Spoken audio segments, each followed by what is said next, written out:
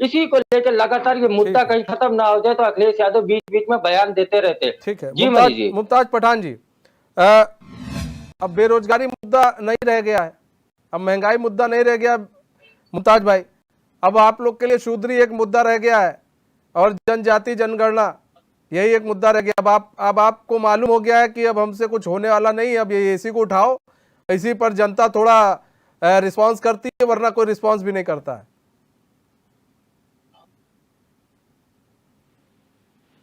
Party हमेशा से चुनाव के अंदर अगर कोई मुद्दा उठाती है तो विकास का उठाती है। माननीय राष्ट्रीय अध्यक्ष श्री अखिलेश यादव जी जब भी चुनाव में जाते हैं तो समाजवादी पार्टी के कार्यकाल में जो एक्सप्रेस वे बने हो, मेट्रो बनी हो, बेरोजगारी भत्ता मिला हो, कन्या विद्याधन मिला हो, लड़कियों को साइकिल मिली हो, किसानों को उनकी जो बीमा मिला हो, उसको लेकर मैदान में जाती है। और भारतीय जनता पार्टी के बारे में पूरा देश जानता है। भारतीय जनता पार्टी हमेशा से सांप्रदायिक राजनीति करती है, सांप्रदायिक मुद्दों पे राजनीति करती है, सांप्रदायिक चिन्हों पर राजनीति करती है। आज उत्तर प्रदेश के अंदर 72 घंटे से विद्युत कर्मी हड़ताल पर हैं। प्रदेश में हाहाकार मचा हुआ है। प्रदेश के बिजली घरों पे ताले पड़े हुए हैं। आज प्रदेश के जो बड़े बड़े शहर हैं वहां रोडों पे आवारा पशु घूम रहे हैं। किसान रात को आवारा पशुओं से परेशान है। लेकिन भारतीय जनता पार्टी को इन मुद्दों से कुछ लेना देना नहीं है। भारतीय जनता पार्टी की हमेशा से रणनीति रही है कि चुनाव के टाइम में जनता को हिंदू मुसलमान में बांटो, मंदिर मस्जिद में बांटो, भाई से भाई को लड़ाओ। ये इनका शगल रहा है, ये इनकी रणनीति रही है, ये इनकी राजनीति रही है। लेकिन हमेशा से समाजवादी पार्टी ने विकास की राजनीति की है, सभी को साथ लेने की राजनीति की है। समाजवादी अल्फाज ही अपने आप में एक मुकम्मल अल्फाज है जिसकी परिभाषा है कि समाज का हर एक तबके को साथ लेके चलना, समाज के हर एक तबके का विकास की बात करना, समाज की अंतिम व्यक्ति के विकास की बात करना। आज रोडवेज का किराया बढ़ चुका है, यात्रा महंगी हो चुकी है, सिलेंडर पे अभी आपने देखे 50 रुपए एकदम बढ़ा है। ये अपने 5 किलो अनाज की बात तो करते हैं, लेकिन 5 किलो अनाज की बात भी पकाएगा किस चीज पे? वो 1100 रुपए का सिलेंडर खरीदेगा कैसे? आज गरीब बहुत परेशान है, मजदूर परेशान है, बेरोजगार परेशान है। 69,000 शिक्षक भर्ती घोटाला भी सामने आ रहा है। तो भारतीय जनता पार्टी कोशिश में लगी हुई है निकाय चुनाव को लेकर। अभी मनीष जी इन्होंने परसों शहरी विकास मॉडल पे बात की। इन्होंने कहा दलित की जमीन बिल्डर को देने के लिए अब जिलाधिकारी की परमिशन की आवश्यकता नहीं रहेगी। तो इसका मतलब यह हुआ कि भारतीय जनता पार्टी दलित की जमीनों को भी अब बिल्डरों को सौंप देना चाहती है। भारतीय जनता पार्टी जो भी योजना बनाती है, जो भी रणनीति बनाती है, जो भी विकास की योजना बनाती है, उसका केंद्र बिंदु इनके उद्योगपति मित्र होते हैं, इनके उद्योगपति दोस्त होते हैं। इन्हें ना गरीब से कुछ लेना, ना इन्हें किसान से कुछ लेना, ना इन्हें कुछ बेरोजगार से कुछ लेना। ठीक है अब्दुल्ला भाई, बीजेपी को किसान से कुछ लेना देना नहीं, भाई को भाई से लड़ाया जा रहा है, नफरत फैलाई जा रही है, ऐसा अब्दुल्ला आरिफ जी मुमताज पठान का कहना है। लेकिन ये क्या कर रहे हैं अखिलेश यादव, क्या कर रहे हैं अखिलेश यादव? बार बार कह रहे हैं कि भाई शूद्र, मुख्यमंत्री शूद्र को लेकर साथ में घूम रहे हैं। आखिर वो कहना क्या चाहते हैं? आखिर शूद्र शब्द का प्रयोग वो क्यों कर रहे हैं? एक सम्मानित आदमी है, उन्होंने नाम तो नहीं लिया डिप्टी सीएम का, लेकिन वो एक सम्मानित आदमी है, मालूम है उन्हीं को कहा जा रहा है। आप इस तरह के शब्दों का, इस तरह की भाषा का प्रयोग कर रहे हैं कि एक शूद्र को साथ में लेकर घूम रहे हैं। ये ठीक है, 500 साल से हम लड़ रहे हैं। कौन सी लड़ाई इन्होंने लड़ी है अभी तक? तो अगर आप मुलायम सिंह यादव को छोड़ दीजिए, जब से अखिलेश यादव आए हैं, सत्ता पाए हैं, जब से राष्ट्रीय अध्यक्ष बन गए, पूरी कमान संभाल ली, कितनी लड़ाई लड़ ली अखिलेश यादव ने? हमें तो नहीं दिखी। अब कांग्रेस को शायद दिखी हो, अब्दुल्ला भाई आपके साथी बराती रहे हैं वो।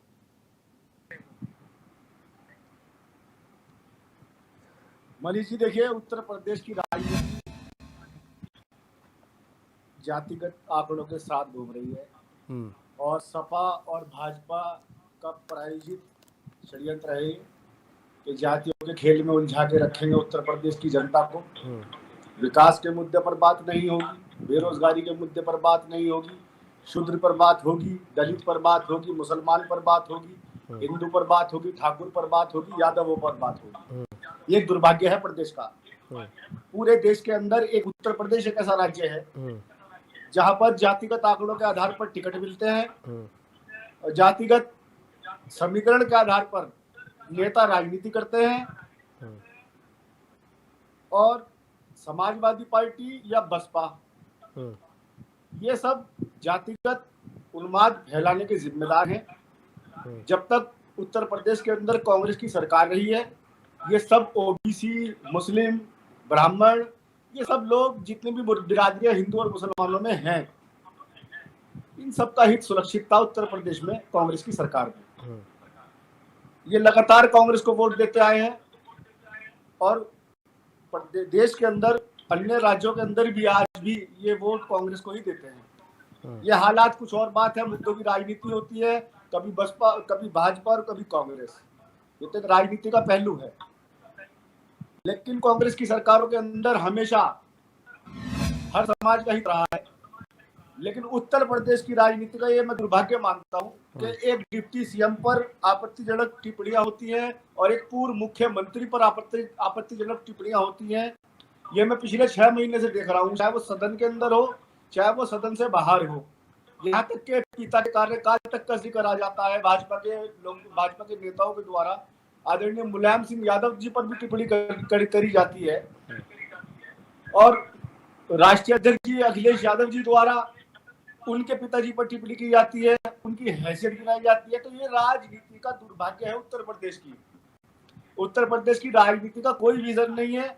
अगर जनता इन दोनों दलों के चक्करों में आकर के वोटिंग करती रहेगी तो इसी तरह जातिगत उन्माद फैलता रहेगा और मैं नहीं मानता कि प्रदेश के अंदर खुशहाली आएगी या प्रदेश के अंदर आप उत्तर प्रदेश को अखंड बनाने का काम करेंगे। आप जातियों में बांटने का काम कर रहे हैं, आप जातिगत जनगणना का इंतजार कर रहे हैं। क्यों कर रहे हैं आप जातिगत जनगणना का इंतजार? जातिगत जनगणना तो हो जाएगी, आपको इतना बेसब्री से इंतजार क्यों है? मैं तो यही कहना चाहूंगा कि इस राजनीति से ऊपर उठ करके सोचना चाहिए। अखिलेश यादव तो कहते हैं केंद्र में कांग्रेस थी तो उन्होंने धोखा दे दिया हमें, वरना हमारे समय में तो जातिगत जनगणना हो जाती।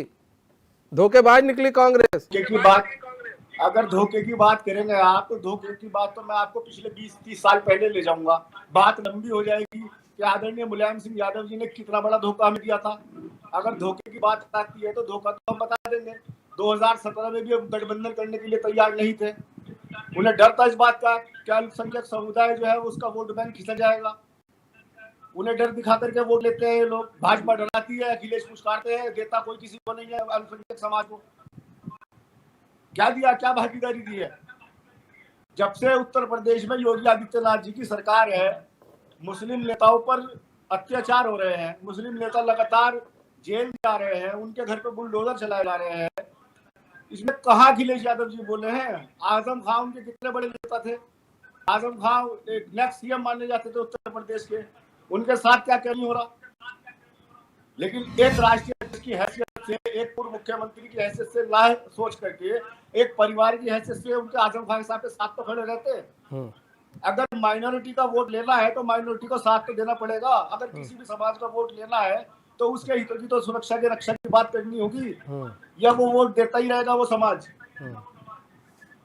मुमताज पठान जी, मतलब कि बस वोट ही लेना है, कुछ काम वाम नहीं करना है। इनका कहना है कुछ काम तो किया नहीं आपने, बस हम लोगों से वोट लिया और धोखा दिया। आप लोग सबसे बड़े धोखेबाज हैं और सिर्फ लड़ाने की राजनीति तो अब आपकी तरफ से शुरू होने लगी है महाराज।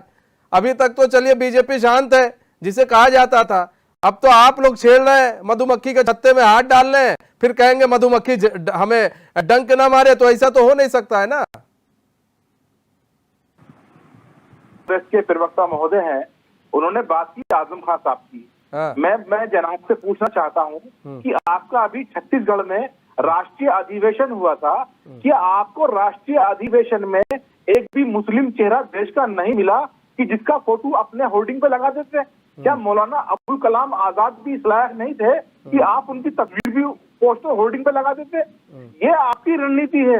आप जब 1914 का चुनाव हारे थे, आपने एंटोनी जी की क़यादत में एक कमेटी गठित की थी। उस कमेटी ने क्या कहा था वो जरा थोड़ा सा पढ़ना भाई साहब।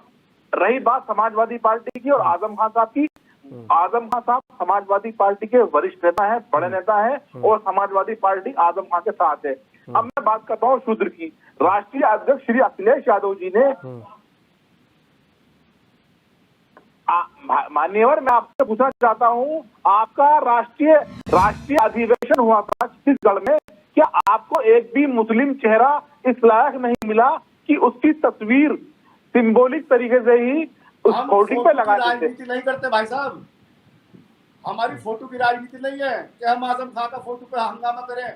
या अब मैं बात करता हूँ शुद्र वाली बात करता हूँ। राष्ट्रीय अध्यक्ष श्री अखिलेश यादव जी ने, क्यों इंतजार कर रहे हैं आप? इसकी बात बताइए, इस सवाल का जवाब दीजिए। जातिगत जनगणना का मुमताज भाई क्यों इंतजार कर रहे हैं? अब्दुल्ला भाई पूछ रहे हैं। जातिगत जनगणना होनी चाहिए और होनी चाहिए। बिहार